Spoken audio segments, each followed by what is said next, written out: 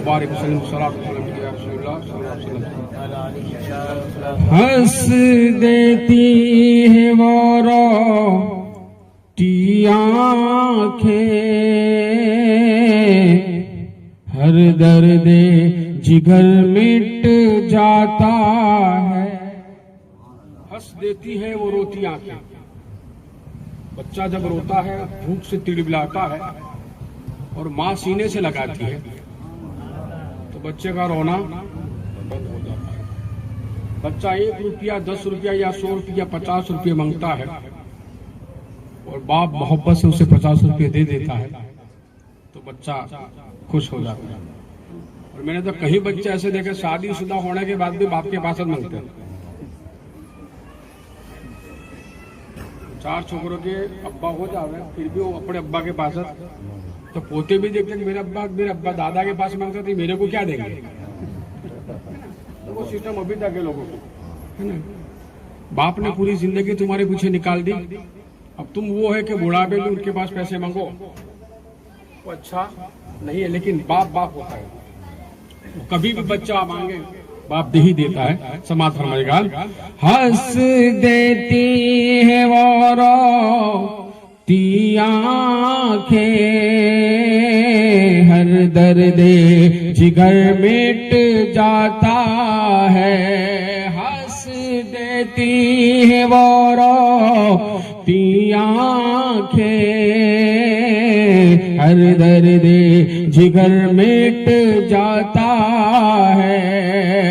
हंस देती है वो रोती आँखें, हर दर्द जिगर मिट जाता है। हंस देती है वो रोती आँखें, हर दर्द जिगर मिट जाता है। जब उनकी नजर पड़ जाती है, इस दिल को सुकून मिल जाता।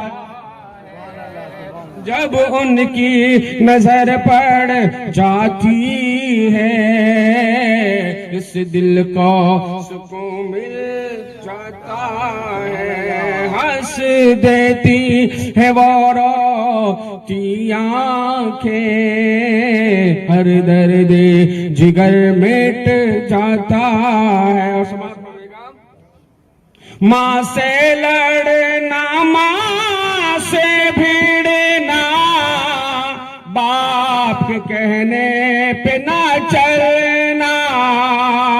माँ से लड़ना, माँ से भिड़ना, बाप के कहने पे ना चलना। ऐ भाई तेरी इस हरकत से दिल मादर पितर टूट जाता है। ऐ भाई तेरी इस हरकत से दिल मादर पितर टूट जाता है। और समाज तुम रंजीदा हो ना, दुखियार हो ना, तुम्हें माँ बाप के सामने जाकर कुछ बोलने की जरूरत नहीं, खाली खड़े हो जाने का। क्या हो जाने का? खाली खड़े। और आप खड़े हो जाओ, फौरन माँ कह देगी बेटा क्या हुआ, फौरन बाप बोलेगा क्या हुआ। तो जहां बिना बोले सॉल्यूशन हो जाए या बिना कुछ कहे पता चल जाए, इन्हें माँ बाप कहते हैं। और माँ बाप का मकाम वो मकाम है। एक सुखी उस्ताद फरमाते हैं कि जब भी मैं घर आता था या घर से निकलता था, घर आता था तो दरवाजे में जाने से पहले मैं माँ करके आवाज लगाता था, बाप कह के मैं आवाज लगाता था।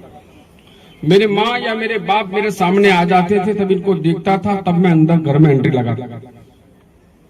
जब आप वापस आते थे, कोई कार्यक्रम के लिए जाते थे, कोई काम के लिए जाते थे, कुछ काश्तकारी के लिए, मेहनत मजदूरी के लिए जाते थे, तो आप माँ बाप के बीच में बैठते थे। बोलो यार, अपने कभी नहीं बैठे हैं? ईमानदारी से बताओ, ले भाई बड़े बैठे हैं तौफीक करनी होती बाबा हमको तो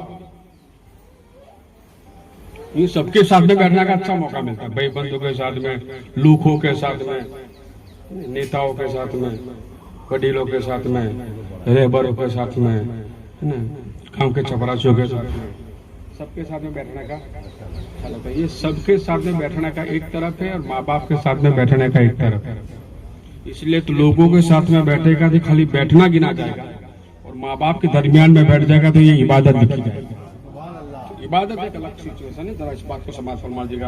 हंस देती है वो रोती आँखें, हर दर्द जिगर मिट जाता है, चेहरे की उदासी जब देखे वो अंदर टूटते, चेहरे की उदासी जब देखे वो अंदर टूटते, चैन आता है तब उनको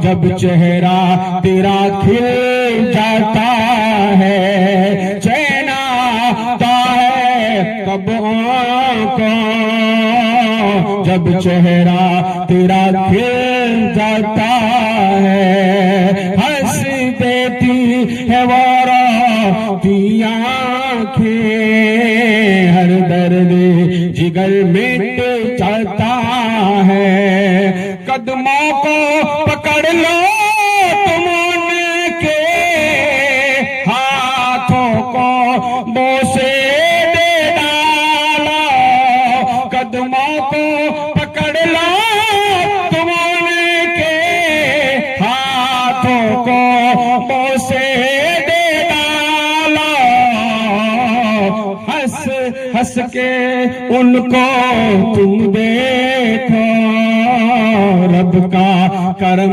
दिख जाएगा, हंस हंस के उनको तुम देखो, रब का करम दिख जाएगा।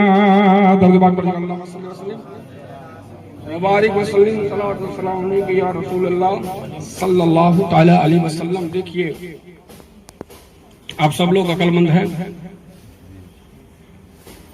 और होशियार तो इतने हैं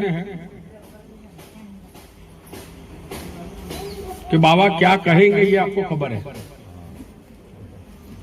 बाबा क्या कहेंगे आपको खबर है, लेकिन फिर आप बेखबर इतने हो जाते हैं कि बाबा ने क्या कहा था बाद में। पहले आपको पता है कि बाबा माँ बाप की तकरीर करेंगे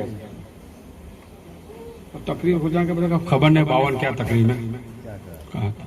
ये हमारी और तुम्हारी फितरती है, आदत है। भूल जाना हमारा काम है और ये भूल जाने की फितरत ने हमको यहाँ तक लाकर खड़ा कर दिया, वरना हम तो वो थे कि हम जहाँ खड़े होते थे वहीं से शुरू होता था, अब हम जहाँ खड़े हो जाते लोग चले जाते थे। ये क्या है, वजह क्या है, कारण क्या है? कारण यही है, रीजन यही है, तो ने अपने आचार, विचार, सोच, थिंकिंग को बदल दिया। तेरे आचार, विचार, तेरी थिंकिंग अगर नबी के कॉल पर हो जाए, सरकार के इरशादात पर हो जाए, तो कोई दुनिया में पैदा ही नहीं हुआ है कि गुलामी मुस्तफा को मिटाए। कुरान हम घर में रखते हैं, सिर्फ रखते हैं, माह रमजान आता है तो पढ़ते हैं।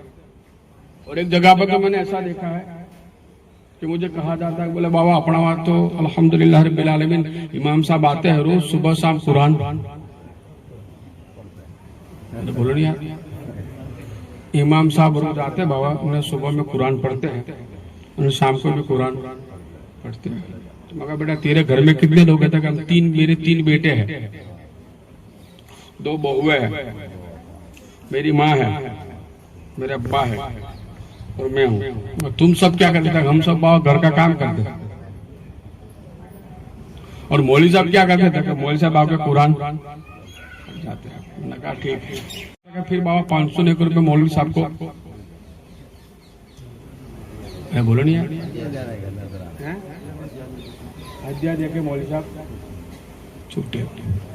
तो क्या करता है तू? तो बोले बाबा के 1 महीना हो तो मौलवी साहब को 500 रुपया पड़े दे देंगे और कुरान शरीफ पढ़वा देंगे। मैंने कहा माशाअल्लाह। फिर बाद में क्या होता है? फिर बाद में दूसरा महीना शुरू होता है।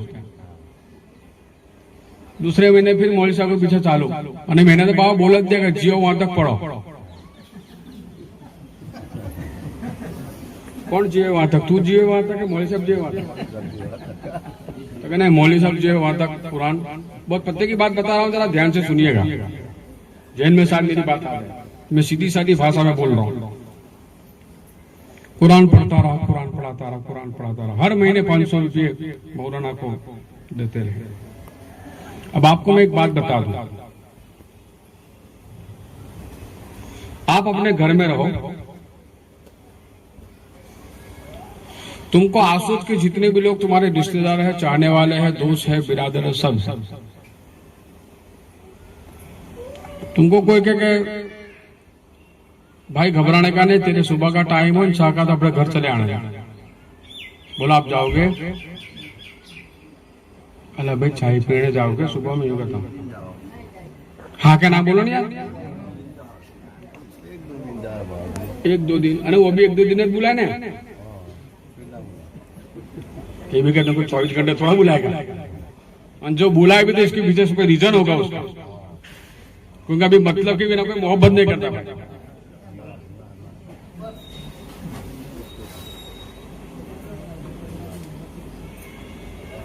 मैं रोड पर चलता, मैं पीछे करोड़ आते हैं तो बाबा का हाथ चूम ले, पीछे करोड़ अपड़े जाए, है ना? मतलब की दुनिया है। तुम्हें लोग चाय पिलाएंगे चंद मिनट, चंद दिन, खाना खिलाएंगे 2 दिन, 10 दिन, अरे महीना खिला देगा। बाद में फिर बोलेंगे तेरा छोकरा कैसा आया। अभी तक इसको एहसास नहीं हुआ कि बाप को एक लुकमा दही। कहने का मंशा मेरा यह है, कहने का मतलब मेरा यह है, कोई खिलाए, कोई पिलाए, कोई बिठाए, कोई उठाए, कोई बुलाए, लेकिन जहां तक माँ बाप को बच्चा ना बुलाए,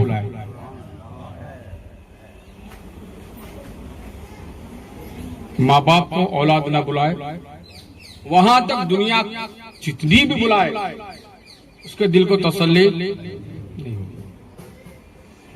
इसी तरीके से बिना तस्बीह, अगर आपके घर में आलिम आते कुरान पढ़े, कोई वांदा नहीं पढ़ाए,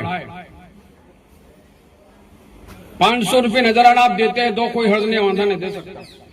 लेकिन कभी ख्याल तो करो कि हम भी तो यासीन पढ़े, कभी ख्याल करो तो हम भी तो कुरान की चंद आयतें पढ़े। लोगों का दिया हुआ अपने लोग खुश नहीं होते हैं, लेकिन अपनों का दिया हुआ अपने खुश हो जाते हैं।